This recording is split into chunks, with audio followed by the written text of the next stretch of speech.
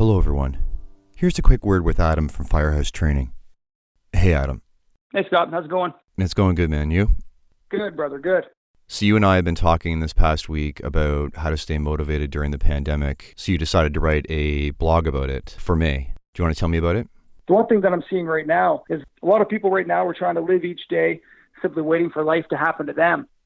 But from what I'm seeing from a lot of the students, they're really trying to take this time to better themselves, either by taking courses or reading books or focusing on their fitness to try to make things a little bit better. One thing I was thinking about was a lot of recruitments now are delayed. So where some aspiring firefighters might have missed out on recruitment, now they've got that year to get some stuff under their belt.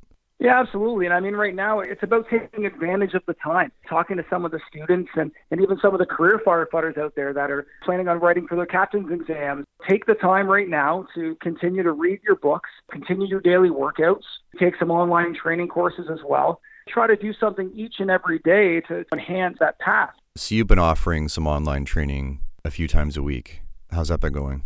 Actually, it's been a ton of fun, Scott. We've been offering these free Zoom online training sessions. We're having career firefighters from all over Canada. We had a couple from the U.S., as well as our current core of aspiring firefighters. And we're discussing different topics, everything from spill response procedures to how firefighters are coping with the COVID-19 pandemic. This week, we're actually running one on high-rise firefighting. And the way these sessions usually go, especially with all the experience, they're definitely giving each and everybody a chance to speak and share some of their experiences from the different fire departments that they work on from across Canada. We've put up on social media about an event you've decided to run in the fall. Tell me about that. Firehouse Training, along with Multiple Calls podcast, and also Inner Fire Academy, we've all teamed up, and we're going to put on a huge mental health empowerment and recruitment coaching summit. So that's going to take place sometime this fall, focusing on a one-day workshop. We're gearing it towards all emergency services. It's just going to be a good day. We're going to have guest speakers, some door prizes, free swag. Looking forward to getting together with everybody and just help empower everybody, especially when it comes to their mental health. So how can people register for the weekly online training? And then how can they best stay in the loop for the fall summit? Yeah, the best way to reach out to us regarding our weekly free Zoom fire training sessions would be to follow us on social media, either our Instagram page at Firehouse Training, Twitter at Firehouse Train 1, or any of your multiple calls, social media areas as well. They can either email me or just direct message me through any of our social media accounts. We can go ahead and put them on the list. As far as the event goes for the fall, right now I recommend that everybody signs up for our mailing list via our website at firehousetraining.ca. We're going to be providing updates as the year progresses. Right now we have a flyer that's going around that discusses a few of the topics that are going to take place. So if they visit the Firehouse Training website under news and events, you'll be able to see a little bit more details. I'm hoping for a great turnout. There's definitely going to be something for everybody at this event in the fall. So beyond the free online Zoom sessions you're running each week, you also have some online training coming up. Can you tell me about that? Yeah, we actually have a big course running on Saturday, May 16th. It's going to be a half-day live Zoom fire training course on strategies against terrorism for the fire and emergency services. This course developed a few years ago. It's geared towards current career firefighters and emergency services staff, whether you're police or paramedics, and even aspiring firefighters. What's involved is different topics when it comes to terrorism in Canada and some of our interagency standard operating procedures when dealing with fire, police, and paramedics. We also have some advanced terrorism awareness techniques and also some incident management training when it comes to dealing with large-scale emergencies such as chemical, biological, or radiological type events. We're running it from 9 until 1 p.m. The cost is $150, and if you are interested in registering, you can just register on our website at firehousetraining.ca. We've gotten a lot of great feedback from this course in the past, and the fact that we can now run this in an online training platform is going to be fantastic. Well, I'm blown away that you get as much done as you do in a day and you still manage to get some sleep. The content you've been putting out for everybody across the country is just fantastic. And I'm looking forward to what you have cooked up for June. I appreciate it. Thanks, Scott. We'll chat next month. All right. See ya.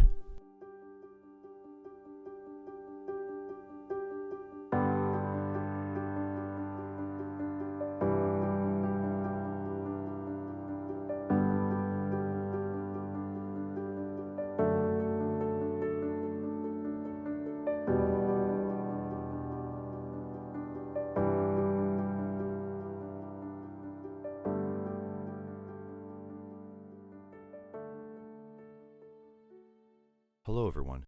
Welcome to episode 25 of Multiple Calls. I'm Scott Hewlett. Do you know any angry people? They're not angry with someone or something. Anger is their first and second reactions, possibly followed up with cynicism, pessimism, and a dash of frustration, for everyone and everything. Maybe you've been around them for 15 years and you've never known them to be any different.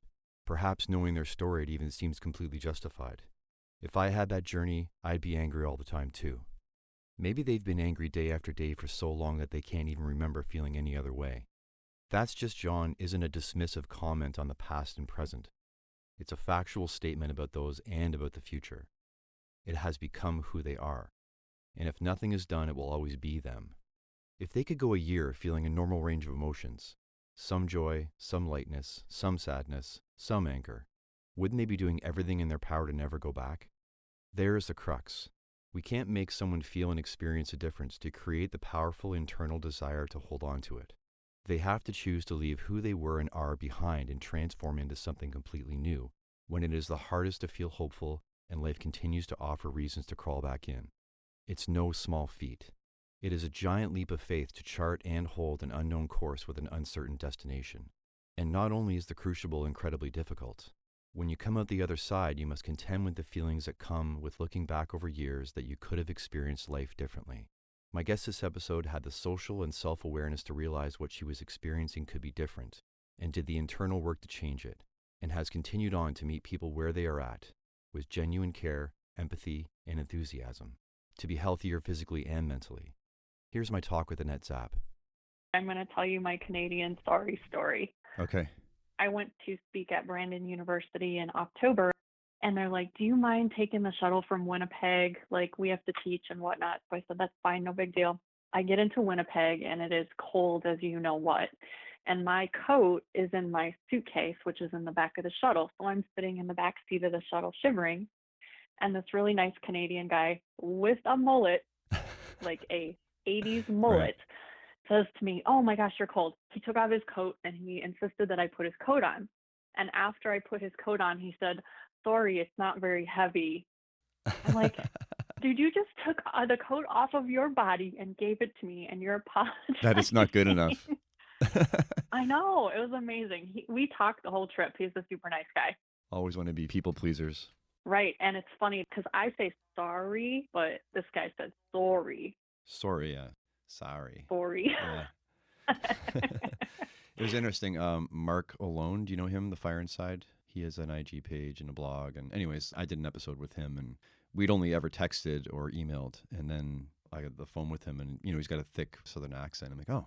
It's funny when you, don't see people, their face, or hear them, right? And then I don't know why you picture them in a certain way or hear them in a certain way, and then all of a sudden you actually do meet them or listen to them, and it throws you for a moment.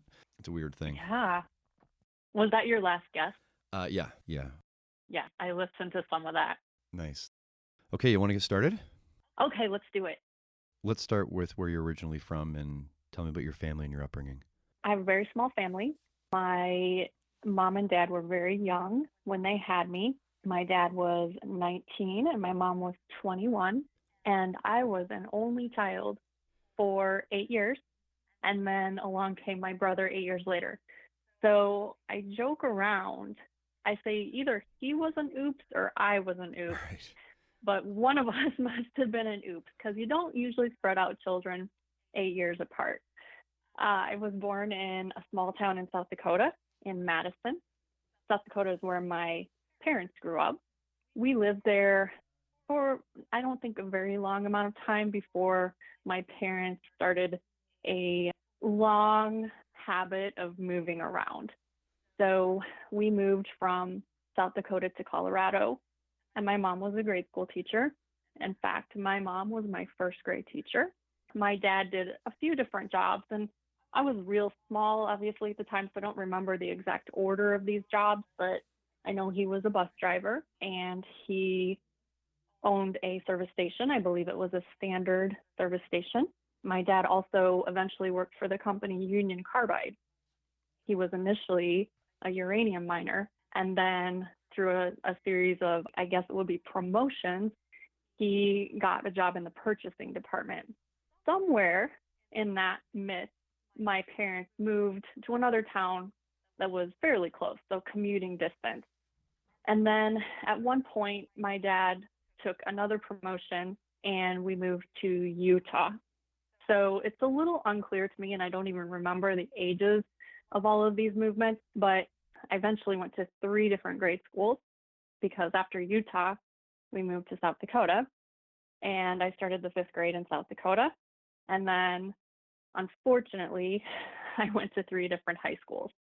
So my younger years were just a series of getting settled, making friends, and then picking up and heading out.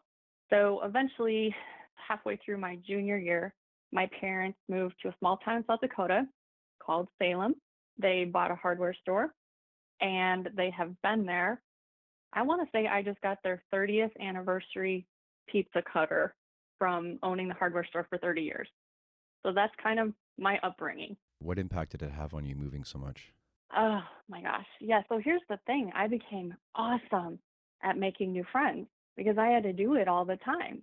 But what I became really terrible at is conflict resolution. My parents weren't a real big fan of conflict as it was.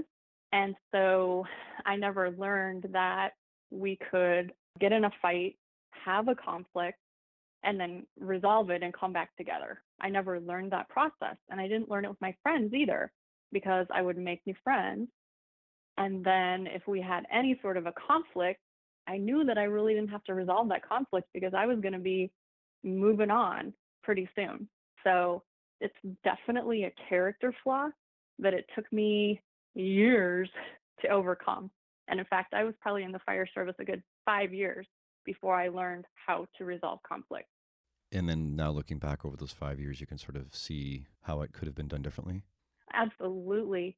I would come home most shifts when I was a new firefighter and either be just absolutely livid, so angry, or just super sad because you know how the fire service is. Everyone has the best way of doing something and they want to tell you you're wrong. Well, for someone that doesn't know how to resolve conflict or basically had no interpersonal skills, having every person in the firehouse tell you every day that you were wrong, it wasn't easily digested. Just that ability to disagree with someone and stand up for myself and say, I don't care how you think the best way to start the saw is. This is how I do it. Move along. That was revolutionary for me. It changed my career. So do you see this now in other people? You must have a really keen awareness of it and see it come up. I do, but here's the thing. No one is as bad at it as I was. I mean, even the people that I see that are not great at it are 10 times better at it than I was. I was very, very terrible. Let me tell you, terrible.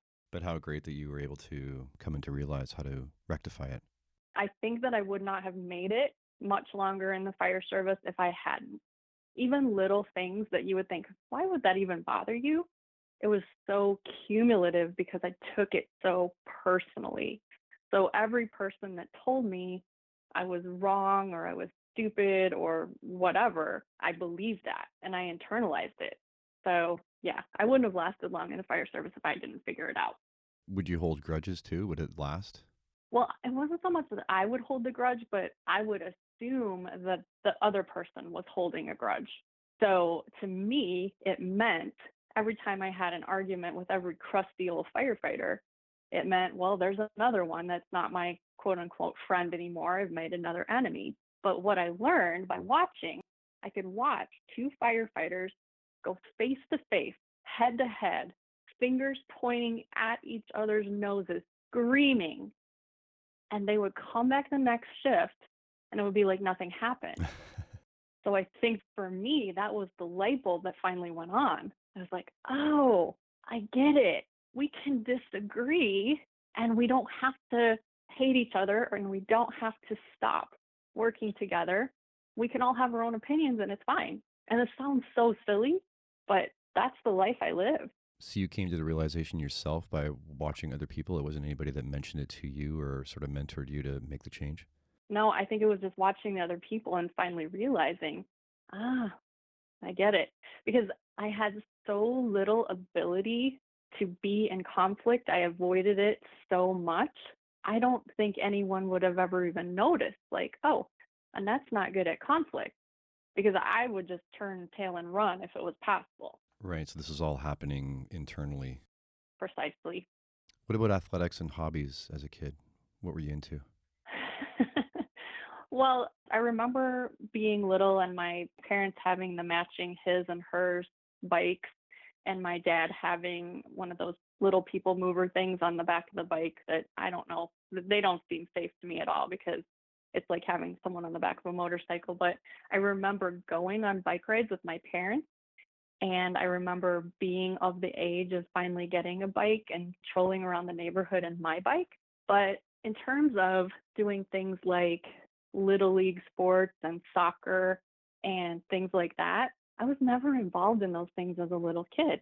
I took gymnastics, or I guess it would be called tumbling, when I was pretty small. I was probably 5 or 6 years old, and I was okay, I guess, at it. But as someone that ended up to be a pretty tall female, gymnastics was not in the cards for me.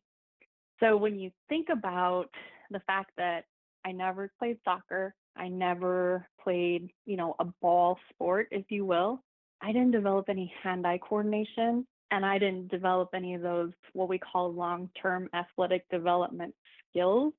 So even body awareness, and people to this day will throw a set of keys at me and I'll miss like a blind dog with a treat.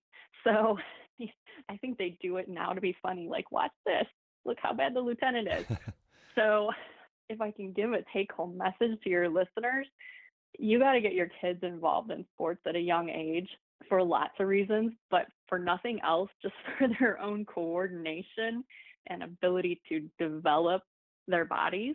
But when I was a 5th grader, we moved to South Dakota, and we moved to a farm where we lived for a few years. And the farm was a couple miles outside of town. So that is truly where I believe I started to get my athletic development, because even as a young child, I was carrying heavy buckets, and I was up and down the ladder to the hayloft, and I was throwing bales to feed the cows and to bed the stalls and all of those kinds of things. And so I think I started to make up for what I lost by living on a farm. But I did run track and field starting in the 7th grade, and I was a pretty decent track and field athlete for the amount of application that I put into it. You mentioned music and reading. So I've pretty much always been a reader. I guess I would credit my mom for this. When I was turning a year old, my mom's sister said, "What am I going to get this baby?" She wanted to get me a nice gift. And my mom said, "Marie, I don't even think she's going to know the difference. Get her an empty box and wrap it up. I don't care. She's 1 year old. She doesn't need anything." My aunt was also a school teacher, and so she went to the book fair, and she got probably 15 little books for me. She wrapped them up. She brought them to my birthday party, and I was an interesting little kid. I walked really early, and I talked really early. And so she presents this present to me at my 1-year birthday party, and I open it up. Remember, my mom said, get her anything, she's not going to care. And my eyes got all bright, and I said, "Books, Aunt Marie, books." I was so excited. I couldn't have been more excited about this gift. So my mom told my aunt to get me books at a year old. By 18 months old, I was reciting the books. So I obviously couldn't read, but I knew when to turn the page. So I would open the book, I would recite the page from memory, and I would turn it. And then I remember being, 5 and 6 and 7 and 8 years old, and my mom would take me to the library, and you could only check out 12 books at a time. And so I would check out 12 books. I would go home, and within 2 to 3 days, my mom would have to take me back to the library again because I had read them all. And we're talking Nancy Drew mystery books, so I don't know, a couple hundred pages. So I was definitely an academic even as a child. People tend to learn in key ways for them. Reading and auditory are those sort of the best 2 ways to get information into your brain. Absolutely. I need to read it. These electronic books don't work for me because I need to read it. I need to highlight it. I need to write in the margin. And then, yes, if I can hear someone lecturing it to me, that's fabulous. And what about piano lessons? I wanted desperately to take piano lessons. Again, these ages are so fuzzy, but I think I was probably around 5 years old, and I begged and I begged and I begged to take piano lessons. And my mom and dad finally said, fine, you can take piano lessons, but you have got to apply yourself. This is not going to be a thing where we're going to be messing around. You need to apply yourself. And so I have that aptitude for music. In fact, I think I have very close to perfect pitch. So it's interesting. Sometimes I'll be driving down the tollway, and in a song, all of a sudden I'll start to panic a little bit. And then I'll realize in the song have been the tones similar to our station dispatch tones. Yeah, it's crazy.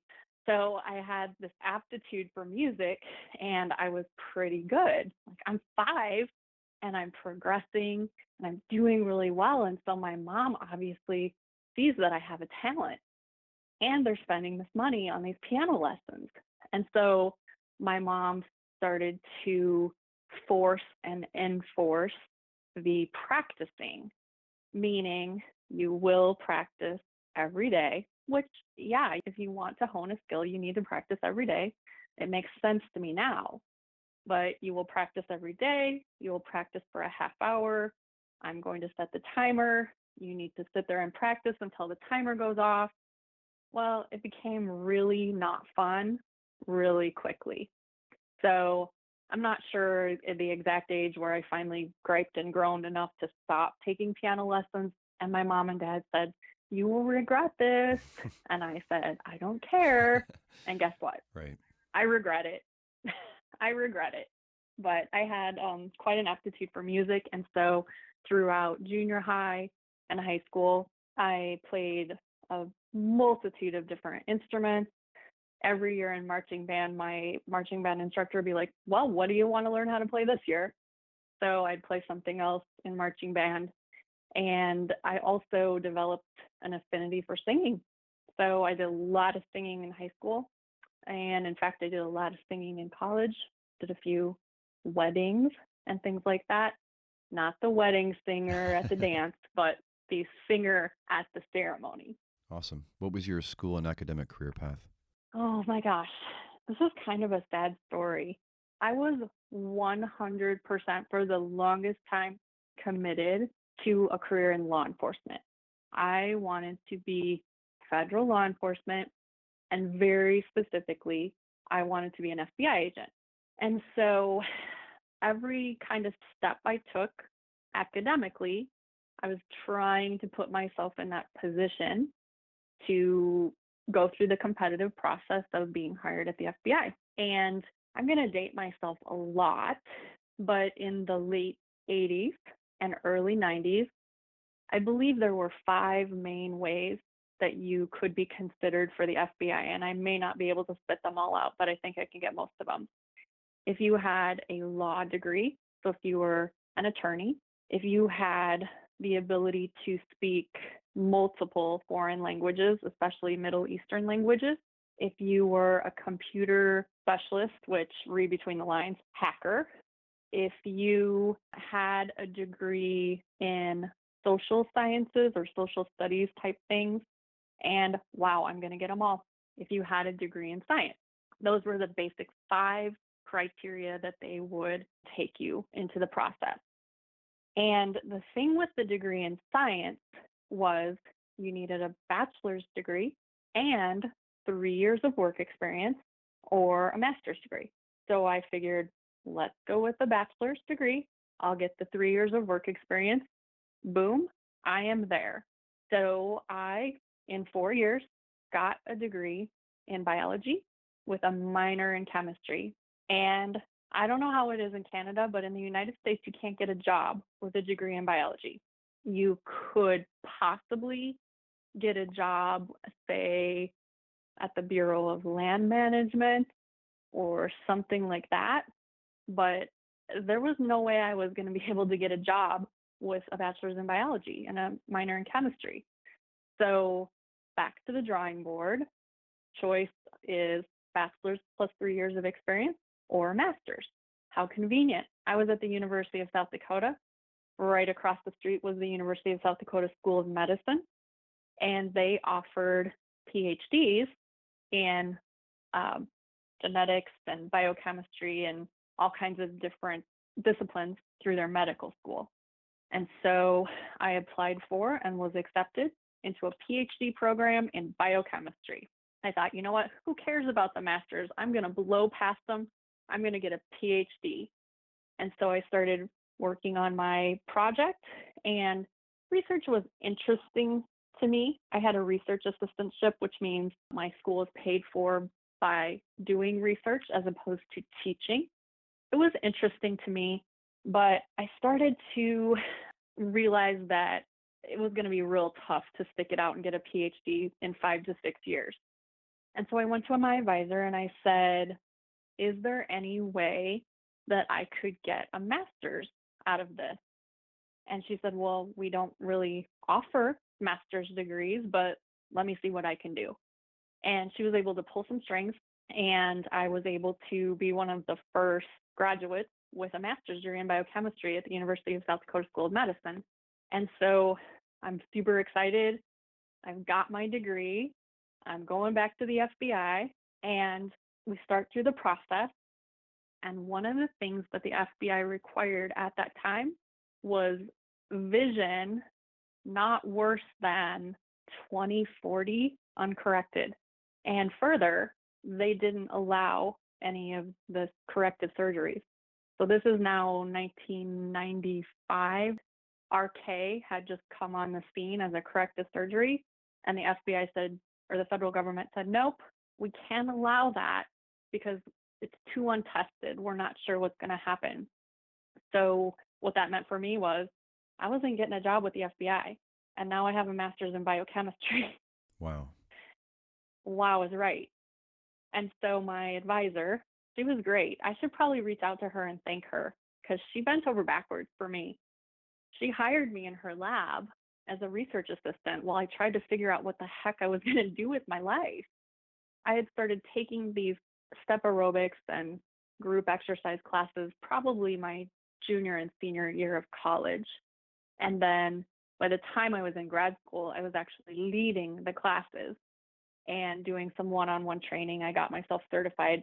And those coaching experiences, those training experiences, for me at that time, were so much more fulfilling than my time in the lab. And so I spent about a year working in the fitness field and in the lab before I kind of made the big career leap, which I always laugh. It's so logical, my life. Biochemistry and Molecular Biology master's, I'm going to go be a full-time coach. And so in 1997, I moved to Chicago and stopped doing science and started doing fitness full-time. What was your first exposure to the fire service? Whoa, yeah. So from 1997 till around 2000, I worked in Evanston, which is north of the city. And I lived in Naperville, which could not be further from Evanston. So I was doing this whole commuting thing, but I loved the job. I loved what I was doing.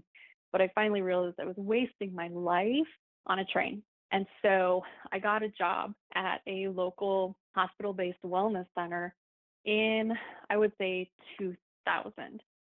And there were a lot of firefighters that worked out there. Keep in mind, I didn't have much exposure, if any, to the fire service up until that time. My grandfather in a really tiny town in South Dakota was the volunteer fire chief when I was little. And I remember he had a special ring on his house phone that alerted him he needed to go to not the firehouse, the fire hall. But that's kind of the only exposure I had to the fire service. But I'm working at this gym in 2000. And somehow, I will circle back to your fire service question, but somehow it came upon my radar that the federal government had changed their hiring requirements. And so they no longer required that ridiculously good uncorrected vision, and they allowed the corrective surgeries. So in 2000, I spent the smartest, I want to say $6,000 I've ever spent in my life, and I got LASIK surgery, and I restarted the hiring process. I was mad at the FBI. So this time I decided to go with another entity, and I applied to the Secret Service. And the process went really well. And I had an offer. I got that offer late August, early September of 2001. Wow. And then September 11th happened, and all of the government entities freaked out. They went on a hiring freeze for a while. My offer was rescinded, and I was super sad. And, you know, I was making a good career out of the fitness thing, but I had no health insurance. I had no paid time off. If my clients were sick or I was sick, I didn't get paid. And I started to think, this is fun, but I need to grow up and get a real job. And that's where the firefighters come in. The chief of my department, he wasn't the chief at that time, he was a lieutenant, was a member at the fitness center. A longtime captain at my department was a member, several other guys. And so they started talking to me about the fire service and how great it is. And they told me literally every awesome thing that you could ever imagine about the fire service. They forgot to tell me any of the bad things, but they told me, you know, we work every 3 days. Sometimes we get overtime. We have great health insurance. When I started at my fire department, my deductible was $250 a year. That's amazing. We have work reduction days, or you might call them Kelly days, where it's our shift and we don't even have to go to work. We get to drive ladder trucks. I mean, they told me every great thing about fire service. And I thought, I am in. This is perfect. It's not law enforcement, but it's serving others. This is going to be great. So I enrolled myself in EMT school. I went to paramedic school, and I had a fairly painless hiring process. I want to say, well, I got hired in 2004. My list for hiring came out in fall of 2003. And I had been talking about the Secret Service in 2001. So that's not a very long time span. I was pretty lucky. And so in 2004, I raised my right hand with my hiring class, and we started on our journey. And my journey has been uninterrupted, except for one more stop at federal law enforcement. After the Secret Service, my time was ticking. I wasn't going to be probably able to apply for another federal law enforcement job because the age limit for hire was 35. And somehow it came on my radar that they raised the age to 37. And so I made one more attempt at federal law while I was already working for fire. And I applied this time to the Bureau of Alcohol, Tobacco, and Firearms. And I was accepted, and I did get an offer. And my offer was for East St. Louis.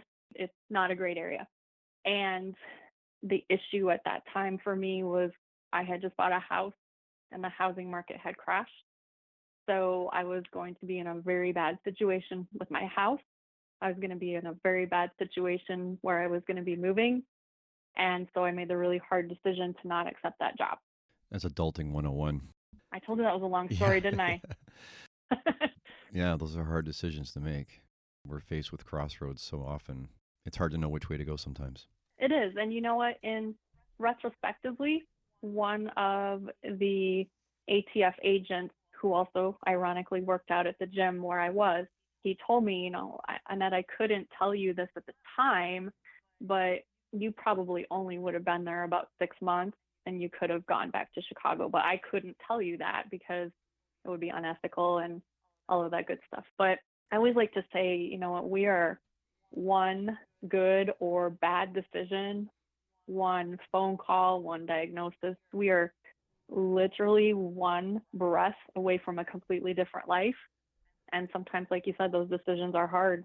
And sometimes we don't get to make the decisions. Very true.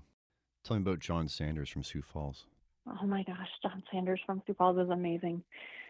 So he ties into this whole what did Annette know about the fire service before she started the fire service? John Sanders, he works for Sioux Falls Fire Rescue.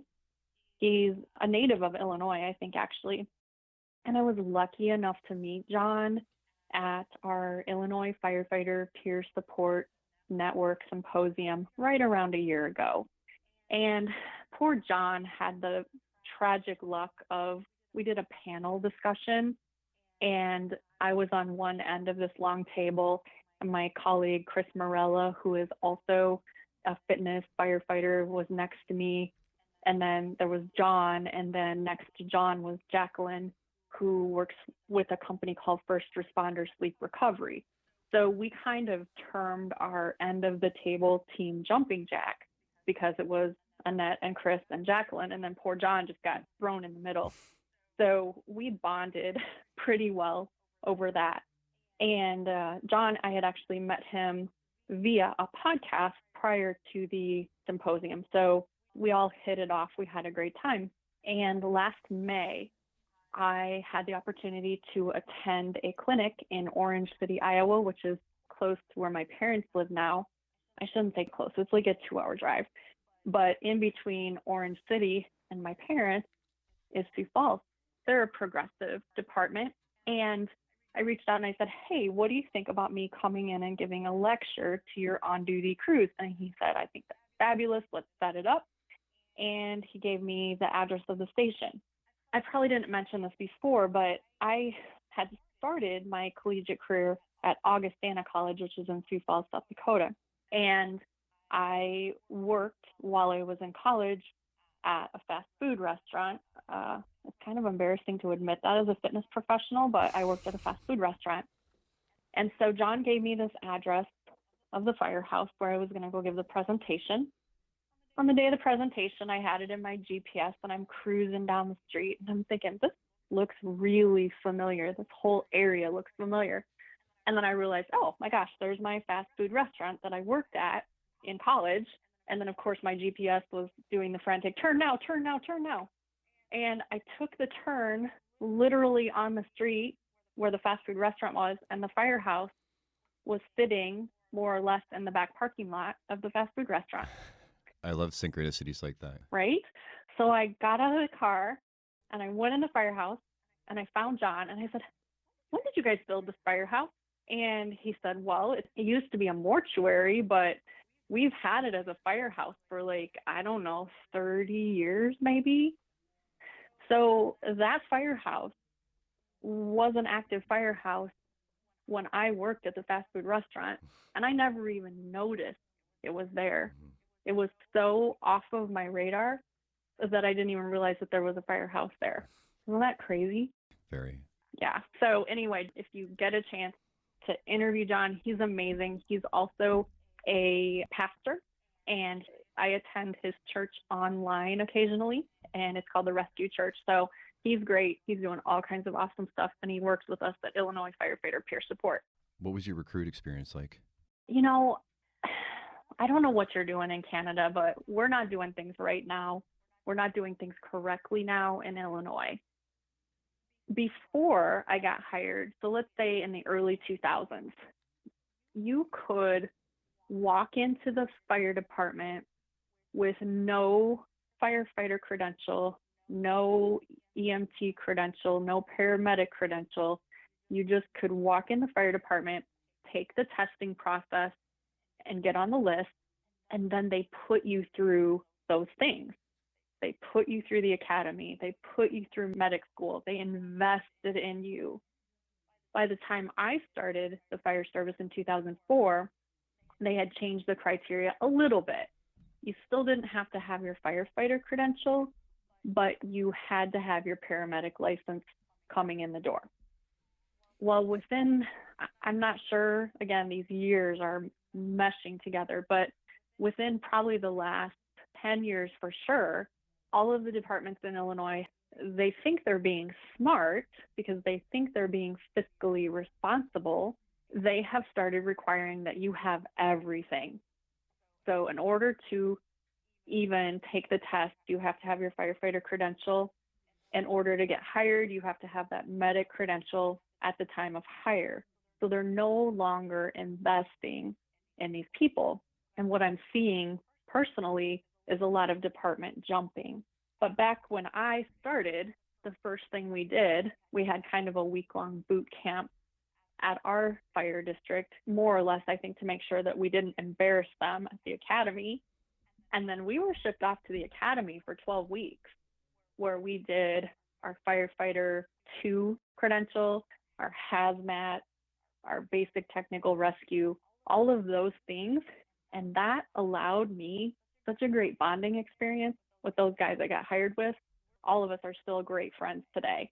So if I could change anything about the fire service in Illinois right now, I would change that. Stop making these young people come in with so many credentials and start just picking the best people and train them and invest in them. And I think when you do that, they won't leave. When you decide to promote to LT? Oh my goodness. We have in our contract that we have to be a paramedic for 10 years. After 10 years, you can decertify. I had never really wanted to be a paramedic in the first place. For me, it was a means to an end to get hired because it's required almost universally at every department in Illinois. And so come heck or high water, I was getting off of that medic unit one way or the other. So either my 10 years were going to tick by or I was going to get promoted. I never thought that I would take the promotional exam. I didn't feel like I was necessarily a good leader. I kind of had imposter syndrome, which I think is very prevalent, especially in the fitness industry. You feel like you never know enough. And so I wasn't going to take that lieutenant's exam because I didn't feel like I knew enough. But then one of my mentors sat down with me and he said, first of all, you absolutely know enough, so stop talking about that. But the second thing is, being an officer involves simply taking care of people. And I don't know anyone that does a better job of taking care of people than you do. And so I was convinced, he convinced me. So I studied my buns off for that test. I really studied hard. I did well. I think I was number 5 on the list. And it was a list where lots and lots of people retired. So I think we went through almost 7, 8, 9 spots on the list. So I'm really happy I did it. There are some days where I just think, oh, if I could just ride backwards and not have to have any responsibility today, that would be awesome. But most of the time it's gratifying. I'm happy to take care of my people. I think I do a good job taking care of them. And for the most part, I think they're happy to work with me. One of the people that is on my crew right now is one of those guys I went through the academy with. So he's got big responsibility. He's our union president and he has to work with me. What's your approach to skills and tactics training with your crew? Do you guys drill often? Do you have the time? You know what? This is a really touchy subject for me because I'm at one of the busier firehouses. I used to be able to say we were the busiest firehouse, but we're kind of tied with one of the other firehouses now.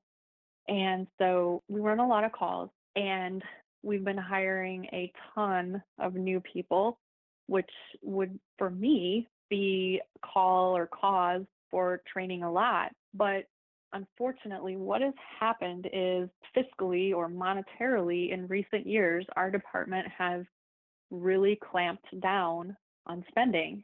And so they got rid of our training bureau altogether. We used to have several full-time people in our training bureau and at least one part-time worker every day. They got rid of our fire prevention bureau. We used to have several full-time people and several part-time people every single day. So they effectively completely shut down 2 bureaus. So now that work has been shifted to the on-duty crews. So let's start with fire prevention. We didn't used to have to do fire prevention in terms of primary and secondary inspections. We're doing primary and secondary inspections now on duty, which takes a ton of time. The other thing is we don't have a training division who organizes and presents drills for us. So they go ahead and put things together in our online training target solutions package that we use, but it's a very rare occasion where we actually get together and drill.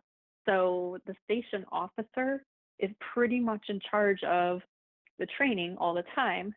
And it's sad because I'm not the expert on many of the topics. It was such a great benefit to have that training division, the guys that were experts on TRT, the guys that were experts on dive, lead those drills. So between the fact that there's no physical training division anymore to lead these drills, and the fact that we have a ton of new guys who simply need skill development, it's a losing battle. I'm just trying to keep my head above water and get everything done every day. I wish it could be different.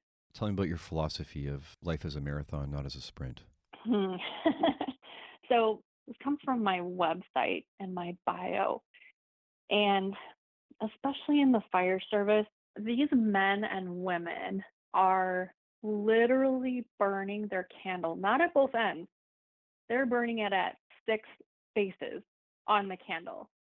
They are trying to do everything. They are trying to work their shifts, have a family, work a side job, take all the overtime. Never mind, like sleep. I don't need any sleep. I'll sleep when I'm dead. That's their philosophy. And what I try to impress on people is that you get one shot at this life.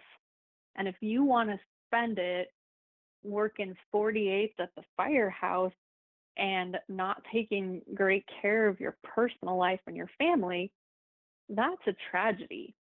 So you get one body, one life, and you have to take great care of it. And I heard an awesome story. My friend in Colorado, Scott Caulfield. Now, Scott's a coach. He recently left the National Strength and Conditioning Association as their head coach, and now he's at Colorado College. But in November, Scott had a hip replacement. He's a young guy. I don't even think he's 45. He's way younger than I am. And his doctor said to him, I just gave you a new hip, and I want you to pretend like I just gave you $1 million, and you can spend that $1 million in any way you want. So if you want to spend that $1 million, and the analogy is doing 600-pound max out squats, your $1 million or your new hip not going to last very long. But if you instead adopt the philosophy of, I'm not going to max out on squats anymore, I'm going to do squats, but they're going to be for general health and fitness, not for maxing out, his hip's going to be great for a lifetime. And if I could get firefighters to buy into that philosophy of, you don't have to do it all in one day, you don't have to take every overtime shift, it can be a long and beautiful and enjoyable life if you just stop and take a breath once in a while, I would be super successful at my health and wellness job. You mentioned Brandon Lilly when you were telling me about this. Oh, yeah. Brandon's amazing. Brandon has, I think, world records in squats, and I had the opportunity to meet him in person at Summer Strong, which is one of my favorite fitness events that I go to every year. And Brandon, he's had 18 knee surgeries. Wow. Because he kept, I know, right? Because he just kept pushing. And he could not see that it was time to back off a little bit and start living a different life. And so Brandon's philosophy has changed immensely in the last couple of years. And subsequently, his whole outlook, his whole demeanor, and how he enjoys his life has changed completely. There's a time and a place to push like that, but maybe after 8 knee surgeries would be the time to say, maybe I should take it easy. But, you know, Brandon was a pusher. And again, he's a record holder. He's an amazing person. But yeah, his body revolted. It absolutely revolted. And yours will too if you don't take it easy. Tell me about why and how you started the fitness-related businesses you have and under the umbrella of AZ Fitness. I had an epiphany a few years ago. Fitness coaches, especially young fitness coaches, they hustle because they have to. And I told you earlier, I made a ton of money being a fitness trainer and coach, but I was hustling. I had clients at 5 in the morning until noon, straight through, went home for a couple hours, came back from sometimes 3 o'clock till 10 o'clock. It was ridiculous. But because we hustle and because we have that mentality, we also have a can-do attitude. I can do anything. I can train your kid for hockey. I can train your wife for a bikini competition. I can train your sister for a marathon. I can do anything. And I did. I did it all. Probably not that well, but I did it all. And so even when I started the fire service, I continued for a few years working at that commercial hospital-based wellness center and training all these wide variety of clients. And so a few years, maybe 3 into the fire service, I decided I was going to build my own, I call it a boutique studio gym. It's 900 square feet. It's in my basement and it's pretty sweet. But I still had that mentality. I can train anyone, weight loss, baseball, whatever. I can train anyone. But I started to think about it and I realized the fire service has a couple of issues. The first one is we are a completely underserved demographic. No one is providing us with services for the most part. So we're underserved. We're also super skeptical of outsiders. So you can get the best nutritionist in the world to come in and give a lecture. And I'm stealing this example from my friend Chris, who I mentioned earlier, but it's a great example. You can get this nutritionist to come in and give a lecture, and he or she will say something like, okay, well, what time do you get off work tonight? And all of a sudden, you've lost your audience because they're no longer listening to you because you don't understand the fire service if you think they're getting off duty tonight. So I started to realize that I'm kind of a unicorn in that I have credentials for coaching, for nutrition. I have the background in the fire service.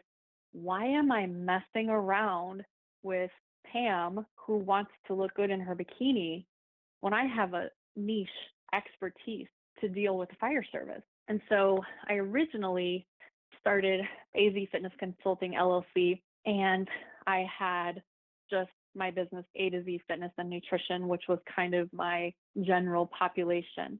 I went ahead and added a couple, maybe 5 years ago, FireSQFitness, and that's the entity whereby I do contracting, consulting, speaking, and coaching with fire service personnel and fire departments only. Initially, when I started backing off the civilian population, I thought, you know what, I'll just deal with tactical athletes, which we use that term for police, fire, and military. And I just got to thinking, this is counterintuitive. You are making a niche market out of firefighters. Why are you adding police and military? That's silly. Don't do it. So right now I have A to Z Fitness and Nutrition, still plugging along a little bit under my umbrella, and FireSQFitness. Tell me about your approach of meeting people where they are when it comes to fitness. Let me ask you, can I ask you a question, Scott? Sure. Do you like it when people boss you around? I have a really hard time with that. Yeah, all firefighters do. They hate it. They hate being told what to do because I think for a couple of reasons. One, because from the time they arrive at work in the morning until the time they go home the next morning, they're pretty much being told what to do. Wear this uniform, go on this call, be at this drill at this time, go do this inspection at this time. They don't need any more people telling them what to do. They're also super suspicious, and rightly so, of outsiders. And I already told you why. You can have a rock star come in and they'll say something that's not fire service specific and they just get tuned out. So what I do with my firefighters is, first of all, firefighters are all in pain, every single one of them. What pain did you wake up with this morning, Scott?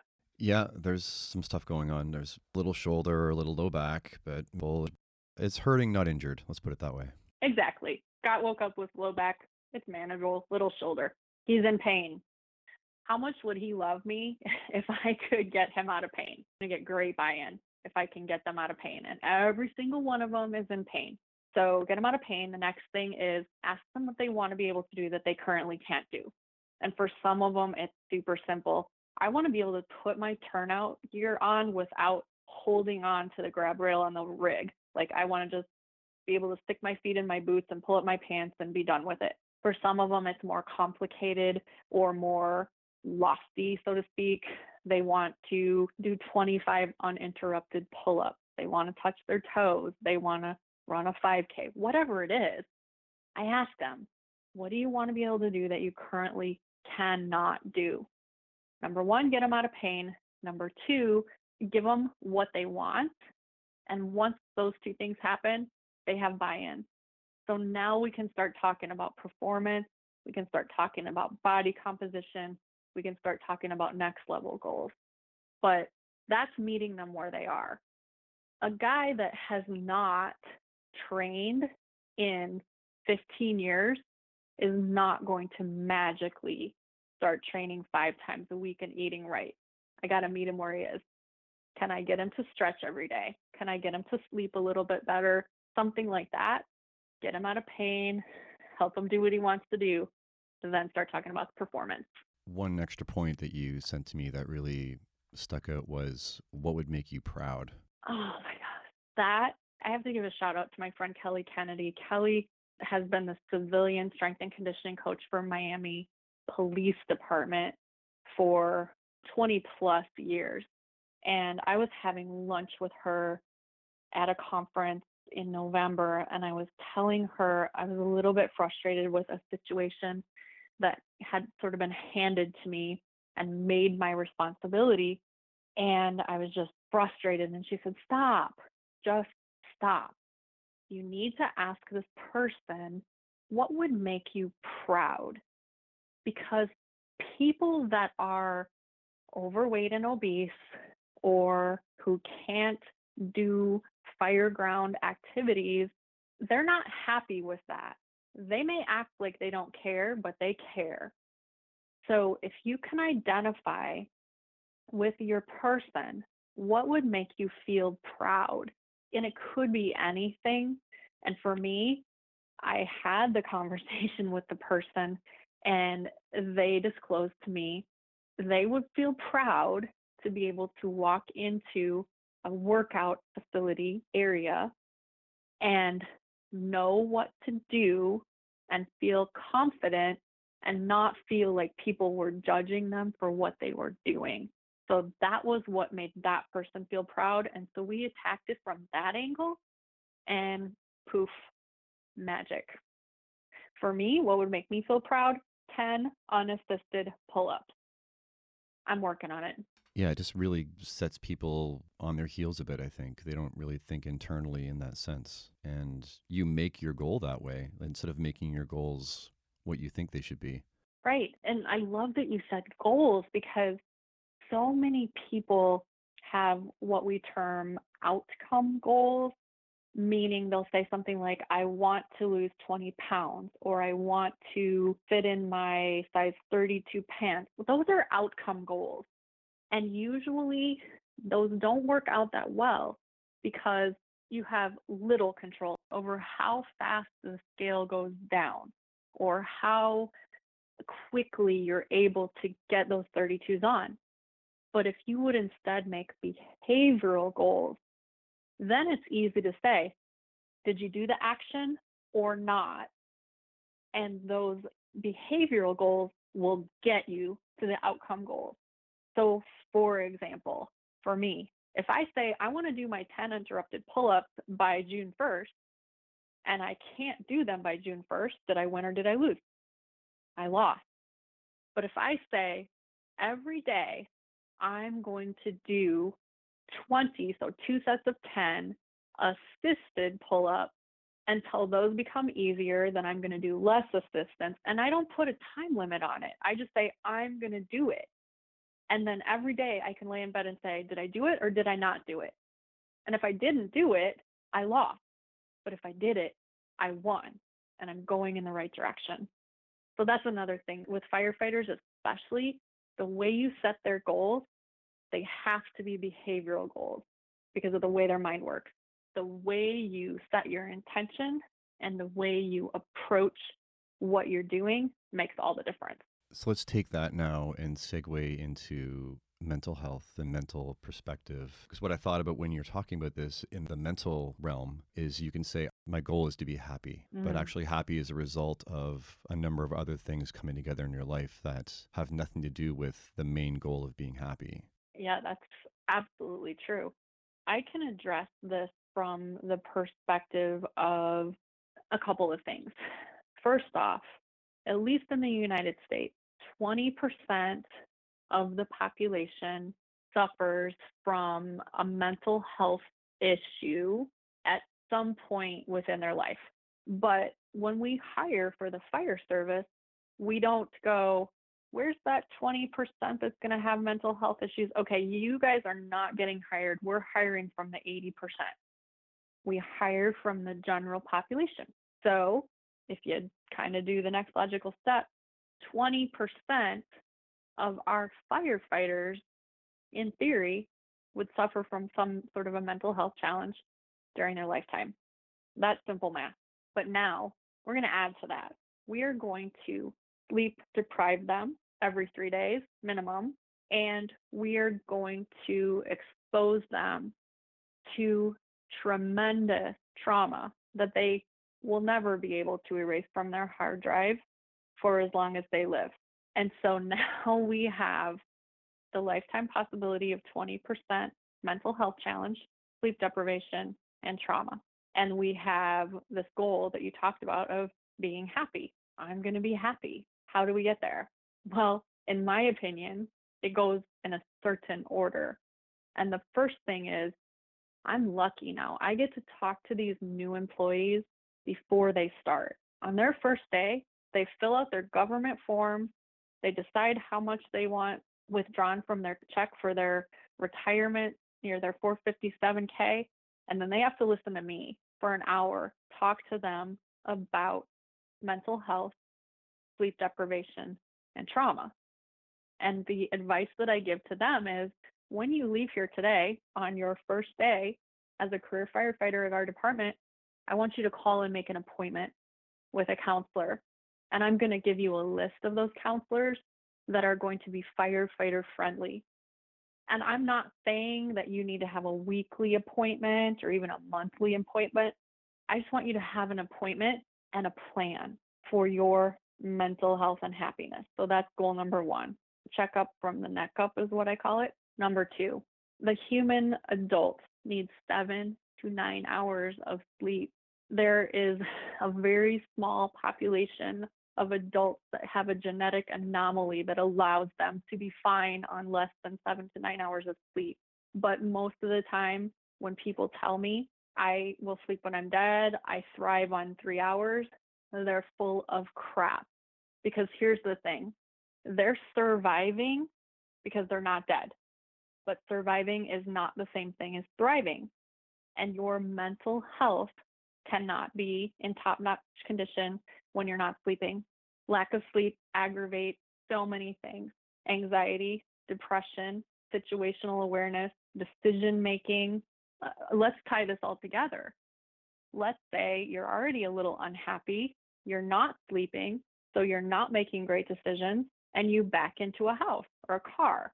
Now you're really not going to be happy. Lack of sleep exacerbates everything. So check up from the neck up, sleep. Nutrition is super important, but I could talk for 8 hours about nutrition. I'm just going to say it's super important. And the last thing, the research is compelling.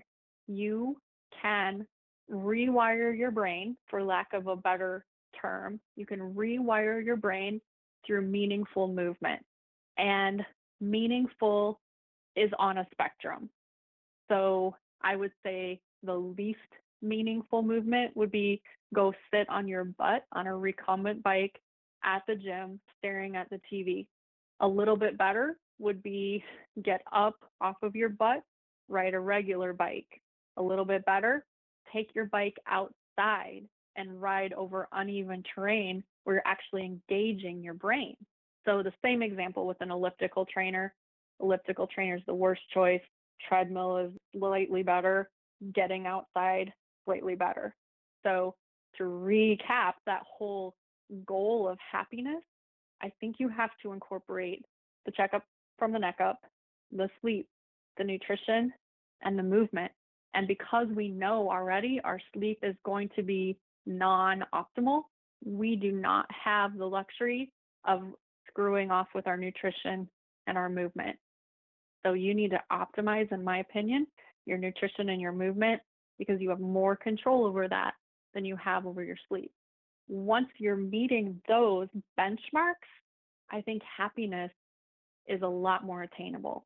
So I want to move into how you got involved with peer support. So start with the Matt Olson story and then walk me to your first peer support class, and we'll go from there. Matt Olson probably changed my life more than almost any other person that I can think of in the fire service. Matt Olson is a firefighter in a nearby town. He is a district vice president in the state union, but Matt Olson is also the founder of, I think, the Illinois Firefighter Peer Support was the OG, the original gangsta of peer support. I'm pretty sure. I know that North Carolina has peer support, Wisconsin and South Dakota have it, but it's because of the Illinois connection. So I hope I'm not misquoting that, but I believe that we were the first. And Matt was the founder of that peer support. And he founded it because of struggles that he faced within his career, his personal life. He came to speak to my department a few years ago, and I saw it on the schedule. In our target solution schedule, I saw it. It said peer support, and I didn't know what that meant. All I knew was I knew Matt, I liked Matt, and I was interested to hear what he had to say. And I always tell this the same way because it was so impactful on me. Matt started speaking, and I feel like I didn't breathe for 45 minutes because I was hanging on his every single word, because what Matt was relating to us all of a sudden made my entire life make sense. I was a happy, outgoing, maybe even extroverted person before the fire service. And a couple years in, you would not have recognized me as the same person. I was secluding myself. I was doing an awful lot of hiding in my life. And I was angry. I was so angry all the time. And what I didn't realize is that I was depressed. And I wasn't sad, because if I was sad, I would have put two and two together. I would have said, oh, I'm depressed. I wonder why.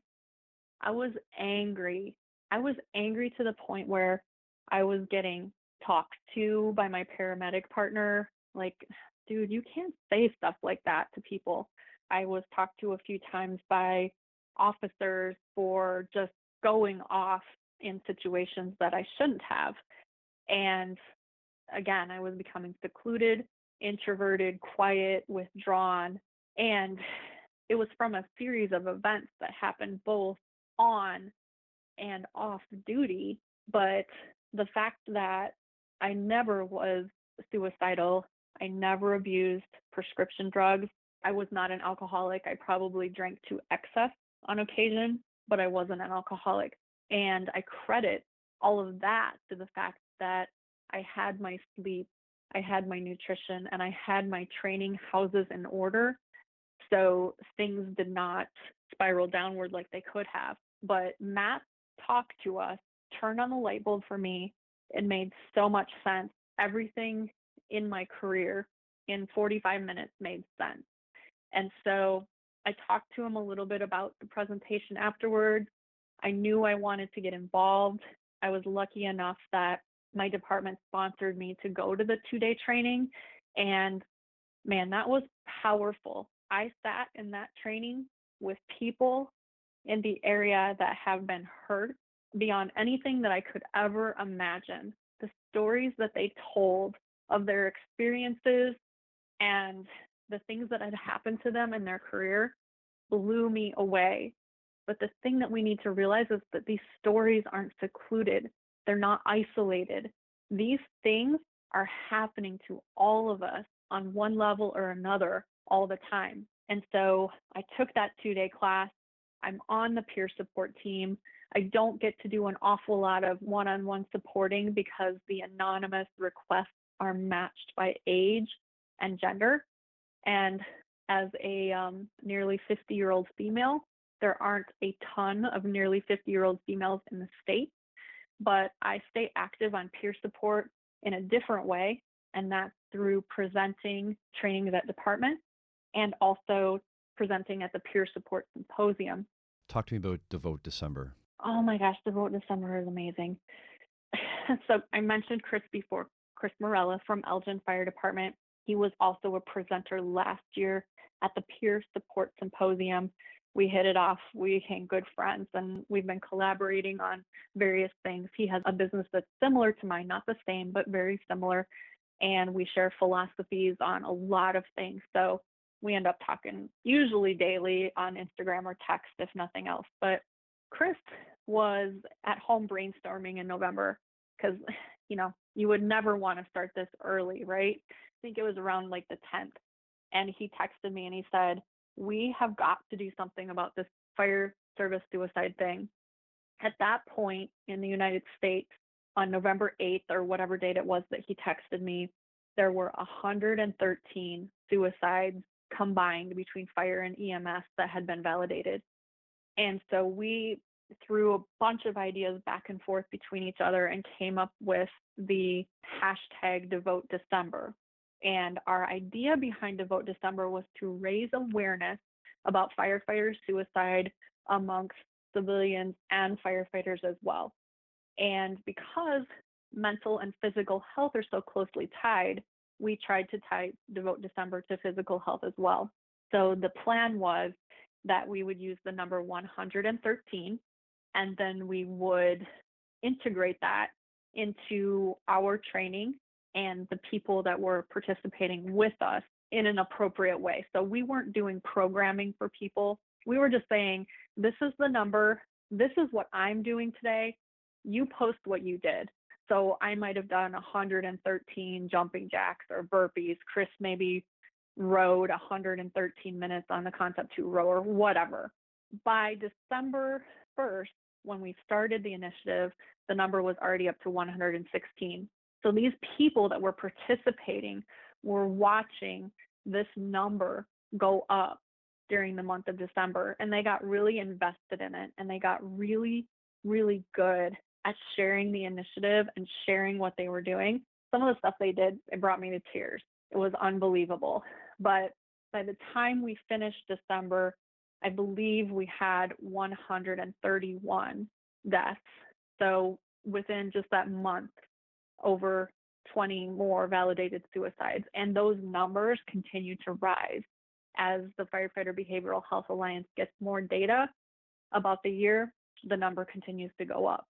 So we've already reserved Devote December as an Instagram handle for next year, and we're going to start spooling things up earlier this year and try to get even more awareness out there. But the great thing is, this meant so much to me. One of the people that was participating in Devote December messaged me on Facebook, and the person said, I just wanted to let you know that your initiative, meaning Chris's and my initiative, it made a difference. I started to feel some feelings in early December, and instead of just hiding and instead of putting them back in the file cabinet and moving on, I went and got some help, and I'm feeling 100 times better now. So we have at least one success story. That's all that matters. Absolutely. Tell me about your recent appointment to the First Responders Suicide Task Force. Oh my God, this is another Madelson story. I'm so honored. I have so many great things going on in my life right now. I feel so blessed, but this one I'm super excited about. In November, Matt, as a district vice president had the ability to appoint a couple of people to a newly formed task force in the Illinois legislature. And the task force is dedicated to helping mitigate first responder suicide, not just firefighters, but fire, EMS, and police, sheriff's, troopers.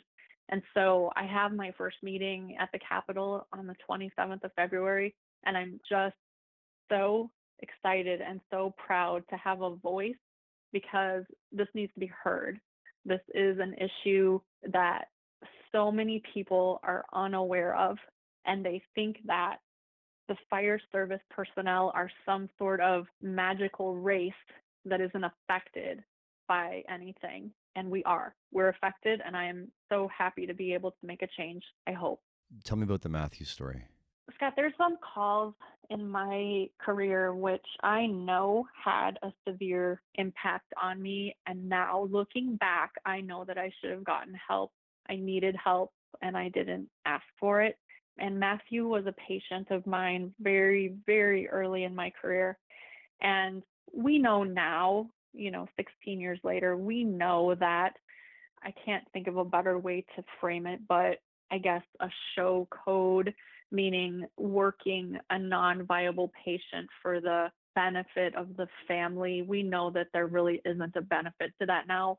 But 15 years ago, we kind of still thought that somehow made the family feel better to see us frantically working on their loved one. And so this particular patient was probably 6 years old at the most, and the call came in right before shift change. So I should have been getting off and going home, and this call came in. And I was back probably gathering my bedding or whatever. So I was one of the last people to get out to the rig. I was on the ambulance that day. And so the engine beat us to the call. I was really new. I was really green. I'd been a medic for 5 minutes maximum. And the officer didn't know probably that about me. And the officer came rushing out of the house with this little lifeless body and put Matthew in my arms. And I hopped in the rig and I put him on the cot, and I frantically started doing CPR, and I'm calling for interventions. And I just stopped for a second, and I realized that his arm was up off of the cot. In my head, it didn't make sense. Why is his arm up off of the cot like that? Well, then I realized that he was in rigor, and the officer probably knew that, and I'm sure he knew that, and he probably thought I knew that. I could have maybe benefited from a little heads up, like, we're just doing this for the family or whatever, but we're a couple minutes into the transport, and I realized that this little boy is in rigor, so we obviously call it. We finished the transport, and I got back to the station, and I lost my marbles. I went and I hid in the bathroom, and I just cried. I sobbed. I lost control of myself. And then, of course, what did I do? I splashed my face with cold water. I made sure that my eyes weren't all swollen, and I went out and I was a tough guy. And I followed up with this whole situation. I looked for his obituary on the internet, and I printed it, and I posted it on my bulletin board. And I know now none of this is healthy. None of this is healthy at all. But I kept that little boy's obituary on my bulletin board for years, reminding myself of it every single day. And I don't know what I was doing with that information. I don't know why I was doing that. It was almost like I was punishing myself. There was no chance. I couldn't have saved that little boy with a miracle. But for some reason, I punished myself with that obituary for years. And I'll never forget his name. I'll never forget his face. I'll never forget the smell of the shampoo in his hair. And I didn't deal with that trauma. And so it accumulated. You have an off-duty fire story. I have the worst off-duty fire story. It's terrible. It has a happy ending, ultimately, but I think that this was the straw that broke the camel's back. I was at home off-duty. I was sleeping. It was in the middle of June. It was a beautiful night outside. So I had my windows open, and I had gone to bed early because I was getting up the next day to go with my best friend on a family trip to see the Milwaukee Brewers baseball team. I'm in bed. I'm sleeping peacefully. and I was awakened by that unmistakable sound of shattering glass. And so I open my eyes and I see flames shooting out from the house diagonally behind me. And so I sprung into action. I threw my clothes on. I grabbed my phone. I go running to the house. There was a neighbor kind of standing watching. I yelled at him to call 911. I made my way over to the house and went to the front door, opened the front door, and there was just thick, chunky, yucky black smoke down to probably a foot off the ground. So I had the good sense not to go in. I shut the front door. I went running around to the side of the house, and I ran into this enormous gentleman, and just like chest to chest, face to face, almost bounced off him. He looked a little bit dazed. So I said, "Do you live here?" And he didn't answer me. This is in my angry time of my life. I grabbed him by the collar and I pulled him into me and I said, "Do you live here?" And he said, "Yes."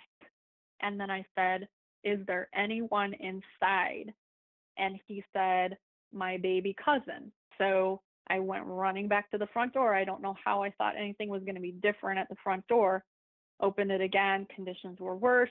I run around to the side of the house and I look up to the second floor window and there's two individuals getting ready to jump out the window. I could hear the sirens coming. I'm like, "Just wait, just stay there. Go shut your door. You're going to be fine."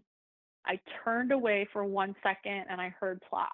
One had jumped and then the other jumped. So now I have two people on the ground, both with broken legs, and there's now fire in the first floor window. So I look down, I see the two crumpled bodies. I look up and there's probably 15 neighbors in the backyard watching like it's a show. And so I started screaming for them to come and help me, and eventually they did. So we dragged these people away from the window. I hear the air brake set on the fire engine. So I ran out front and I told the officer, I'm like, "There's a baby inside." And so I helped the engineer make the hydrant connection. And then I just, like, there was nothing else for me to do. So I went home and I shut my windows and I shut my shade because I didn't want to watch. And I went to sleep and I thought, I'm going to get up in the morning and I'm going to go to a baseball game with my best friend. I woke up in the morning and I was not okay. I was not feeling good. And so I called him. I told him what happened and I said I wasn't going to be able to go. I apologized because he had bought me a ticket. I felt terrible about that. He actually offered to give his ticket to someone else and come sit with me. And of course, what did I say? No, I'm fine. Don't miss your baseball game. So for women, sometimes buying things makes you feel better. So I went shopping and I didn't feel any better. I came back and there were some strangers sitting on my front porch, I believe 3 guys, and they said, "We understand that you were involved in the fire last night." Of course, remember, I'm mad and I'm mad all the time. Of course, I got defensive. I'm like, I think involved is not quite the right word. But they were from the state fire marshal and from arson task force. And so I brought them in and they sat at my kitchen table and they told me the man that I held in my hands and I got aggressive with him, he had shot his cousin, his baby cousin who was 30 plus years old. He had shot him and then started the fire to cover the murder with his aunt and uncle in the upstairs bedroom. Just the realization of the fact that I had gotten aggressive with someone who had just murdered someone minutes before, it kind of brought me to my knees. So the investigators left and I was even less okay than I was previously. I thought about all kinds of different things I could do to try to make myself feel better. And I finally called one of our stations. The person that answered, he was a lieutenant at the time. He's a battalion chief now, and he's probably the best fire officer I've ever met. I didn't hold things together very well on the phone, but he listened to me and he said, "Stop. I want you to go pack your bag and you're coming to stay with us tonight." And I tried the whole, no, I'm fine thing, but that wasn't going to fly with him. I packed my bag. I went to the station. I got there about 8:30, 9 o'clock. We ate way too much pizza. We talked about the events a little bit. We joked, we laughed, and I thought I felt better in the morning. I promised you kind of a good ending to the story. The good ending is that officer made me come to the station, and I think that things would have turned out a lot differently had he not. So I think the reason that that whole thing affects me so much is that I had no duty to act, but I felt compelled, and I was helpless. I was absolutely helpless. And, you know, all of those people, those grown adults standing around watching me, it's beyond my understanding why people weren't hopping in and trying to help. I just don't understand it. It's a powerful story that shows that maybe we're even more vulnerable when we're off duty and we don't have the things that we're used to having. It taught me some lessons, so Scott. One of my lessons is when someone says baby, you always have to ask, is it a human baby or a dog baby? Because people call their damn dogs babies. The other thing is, how old is your baby? Because not that it would have made a huge difference if he told me 32 years old, but I was thinking infant. And it made me have irrational thoughts of trying to go into that house. But you're right. The fact that I had no ability to get in the house. And the other thing that really, really sat poorly with me for a while, the ranking officer on the scene went defensive. That was a good decision. But from someone who thought there was a baby inside, who wasn't thinking rationally, that decision hurt. And what a rapid change in mindset to learn that it wasn't a baby, but then to learn what actually happened. That must have been such a quick turnaround for your brain. Yeah, it was. I'm not sure if those officers were even supposed to be telling me that, but I think they could see how upset I was, and they kind of felt like they needed to console me in some manner. It's not a good story, and I still get that kind of weird feeling when I walk by that house. But I think you're right to highlight how it was taken care of and how you were taken care of afterwards and how powerful that is. Only one other time I spoke about that on a podcast, and the person that was hosting asked me, how do you think that that officer knew that that's what they should do? Were they trained? And I said, no, absolutely not. I don't think it was training. I just think it's, for this particular person, it was character. And it was also the fact that he has a brother in the military. And so I think that that sort of military mindset sometimes overflows a little bit. Regardless, it was the right thing. I didn't want to. I didn't want to pack a bag, and I didn't want to drive 30 minutes to the station, but it was the right thing to do. I'd like your take on that a bit more. I think people that want to get into peer support or are in peer support on teams, they can get very handcuffed into, I want to make sure I do the right thing, or to flip it, what if I say the wrong thing? What if I do the wrong thing? And really the focus should be more on, you're a caring, empathetic, compassionate person. Just be that. Just because you're in this role and you have this title, you don't need to be limited to a list of things on a card. You are in this for the right reason and you care. And so just to be you in your way, and training helps frame things for us. But if you weren't a firefighter and you didn't have training and there was a family member or a friend that needed help, you would just help them in the best way that you know how. Just with your common sense and your caring and compassion, you really can't do anything wrong. And I think if you remember that you're not being asked to solve the problem, all you're doing is listening to the person, validating their feelings. And once someone feels heard, things get so much better. The situation might not change. So let's use a lighter example. You don't like working with a particular boss in an office, and so you want to vent about that to someone, and you vent, and they hear you, they validate your feelings, and even though you have to still go back and work with that boss, now you feel a little bit better about it because someone else has heard you. I wish I could remember the quote. We use it in peer support. To be heard is to be validated. I think that that's it. Unless someone is deep in a crisis, I have pills or I have a gun or I have whatever, That's definitely an elevated situation. But most of these situations are just, I am up to here with stress and anxiety, and I cannot even see a way around this. And now I just worked a full arrest with a woman that looks like my grandma, and I can't hold my shit together. Okay, of course you're upset. Of course you feel this way. I would absolutely feel this way too. Let's talk about it a little bit and just hear them out. Tell me about your first day as an LT. It was another really bad day. I have some really bad days. It was another one of these pivotal calls that just shook me to the absolute roots of my foundation. And it's interesting, I was critiqued actually on some of the decisions I made, and that didn't help. I'm sorry. This was not a teachable moment, in my opinion. But we always operate from the information from dispatch, and it's sometimes a little sketchy. Is your dispatch sketchy, or is it just ours? Yeah, they get limited information, so we get limited information. Okay. We were not sure what we were going for.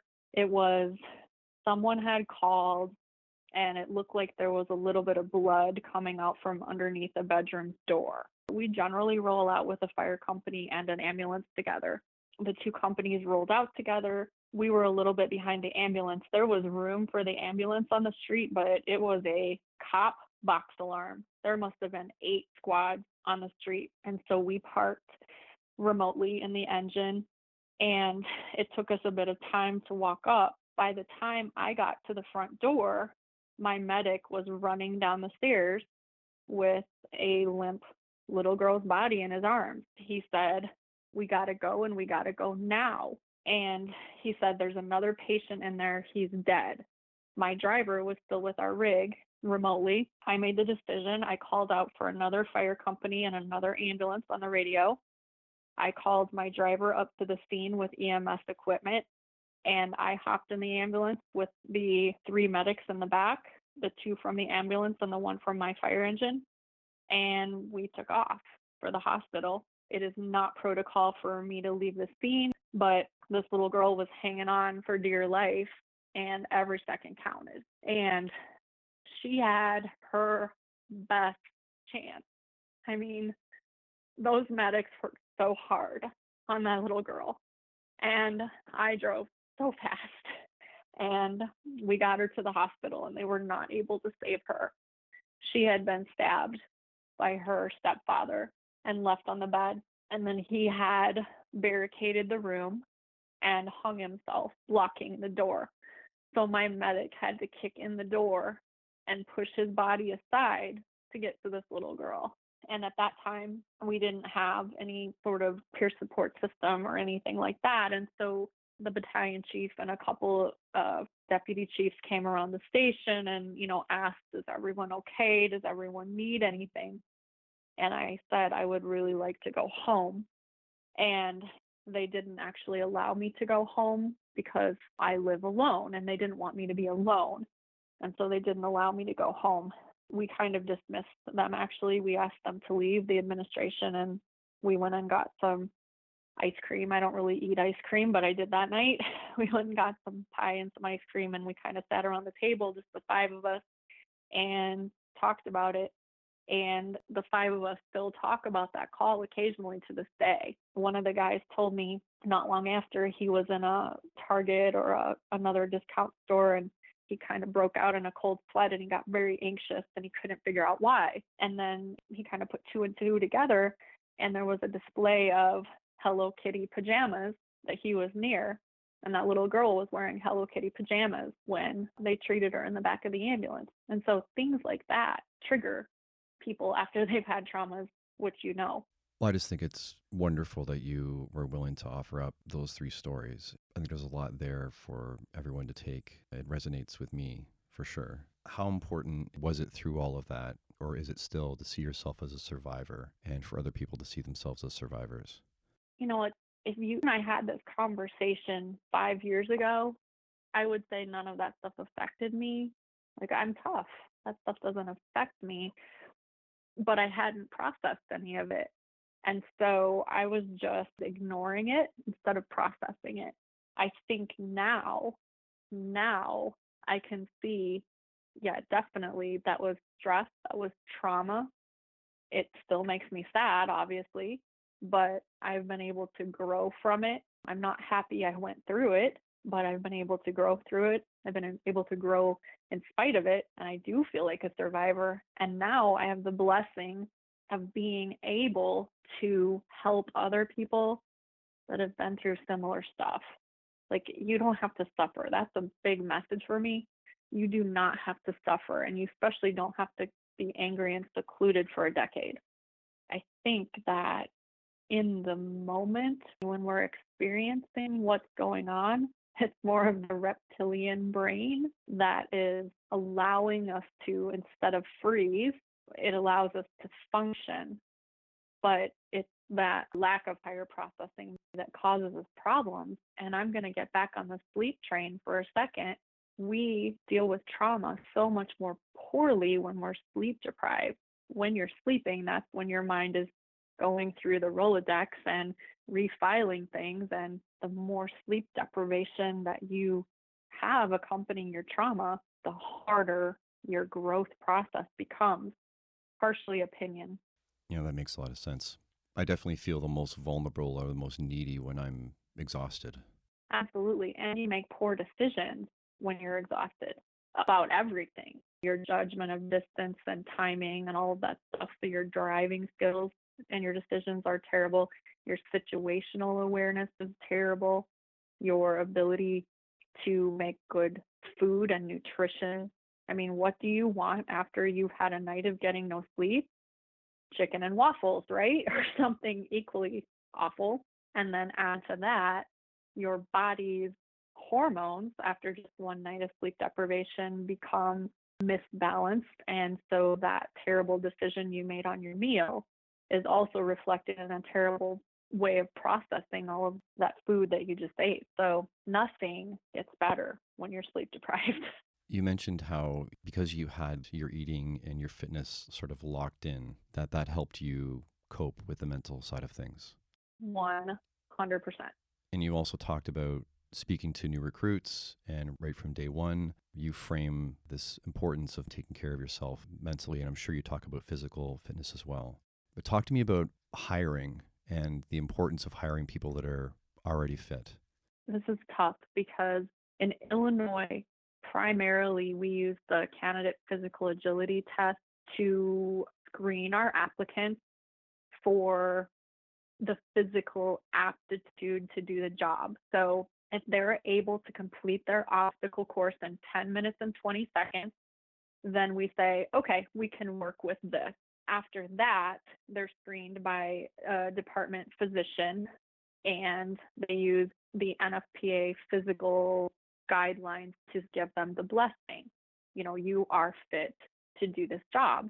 But we are hiring young men and women who are already overweight. If you are 23 years old and you are already 25 or 30% body fat, people do not get more fit in the fire service. I spend a tremendous amount of my life dedicated to physical fitness and wellness and nutrition and sleeping, and I am becoming more unfit because time is marching by. I'm holding my own pretty well, but I'm becoming more unfit. And so now we're hiring people that are already considered overweight and obese into the fire service, and they are guaranteed to become less fit. So the biggest predictors of injury are overweight and obesity and a previous injury. So hiring people that are already unfit for this blue-collar job, this physically demanding job, makes absolutely no sense. It makes no sense for us as the department, and it makes no sense for them as the candidate. We have to have a better system in place to hire fit people and to keep them fit. And then on the already hired side, tell me about strength and conditioning and how the industry is ready and available for the fire service, but the fire service isn't ready to be available for it. I've been beating my drum about this for a couple of years. And it's funny, I have a lot of speaking engagements about firefighter fitness that are geared towards strength and conditioning professionals. And what I'm telling those professionals is that your skill set is good.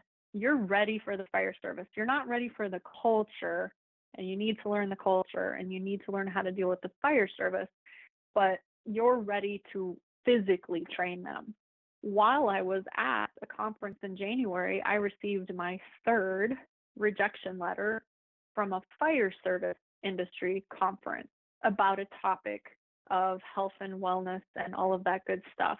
So the fire service, with the exception of the Wisconsin Fire Chiefs Association, I am speaking at that event in June. The fire service is not ready to hear about strength and conditioning. The whole issue, I think, is that the fire service is reactionary. We put fires out. The fire starts, we put it out. And that's how we deal with everything. So if a fire department isn't having an acute problem with their fitness, and by acute problem, I mean something that's costing them money, a workers' comp issue, then they're really not that interested in hearing about fitness and wellness. And so that's the issue. I think things are slowly changing. There are a few departments that have strength and conditioning professionals that either contract with them or work for them. And those departments are tremendously successful in mitigating injuries, getting people back to work faster. I'm hoping for a big revelation in the next 3 to 5 years, but knowing the fire service, it'll be 10. But I'm hoping for every single fire department to have that resource on their staff. Do you have any last thoughts before we wrap up? I do. And here's the thing. The fitness industry is very similar to the firefighting, I'll call it industry, in that we feel bulletproof. Thomas Plummer from the fitness industry gives a great talk about financial sustainability and saving for the future to fitness pros. Because here's the thing with fitness pros, they feel young, they feel invincible, and so they don't save money for retirement because they don't feel old. I think that the fire service is a little bit the same way. They are alpha people and they are invincible, and therefore they fail to put in place those pieces to take really good care of themselves. So if I could leave any message with your listeners, you've got to sleep 7 to 9 hours for the adult. You've got to fuel your body intelligently. You've got to move it, and you've got to take care of your brain. I really, really appreciate you doing this. And you've been putting yourself out there so well on numerous podcasts, which I'm sure people can just search for your name in podcasts and they'll pop up and they should give them a listen. Is there a best way for people to reach you? I'm not very good at Twitter, but I'm on Twitter and Instagram, both as at FireSQFitness. And then, to be honest, I'm also on Facebook as at FireSQFitness. But one of the best resources that I can give you as sort of a starting place, if you kind of just want to purvey what I do, is my website, which is www.FireSQFitness.com. That's awesome. Super happy with this. Love it. I'm so excited. This is so fun. I really appreciate you. You do great work. Thanks. So do you. Okay. Hopefully we'll talk soon. Thank you and have a great day.